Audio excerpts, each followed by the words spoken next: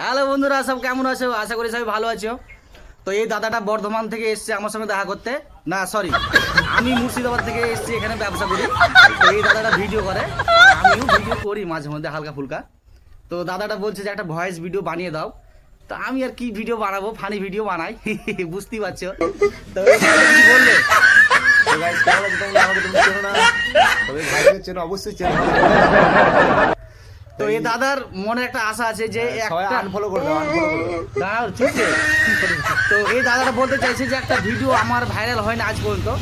তো আমি একটা কথাই বলবো আপনাদেরকে, যে বিশেষ করে এই ভিডিওটা ভালো করে লাইক কমেন্ট করে দিবেন, আর Share করবে, একটু share। শেয়ারটা করে দিবেন যেন ভিডিওটা ভাইরাল হয়, আর এই দাদার মনের আশাটা যেটা আছে যেন পূর্ণ হয়। তো সবাই ভালো থাকবেন, আবার নেক্সট ভিডিওতে দেখা হবে। আর আমি বুঝতে পারছেন এখানে থাকি, ঝাল মশলা বিক্রি করি। একদম টাটা।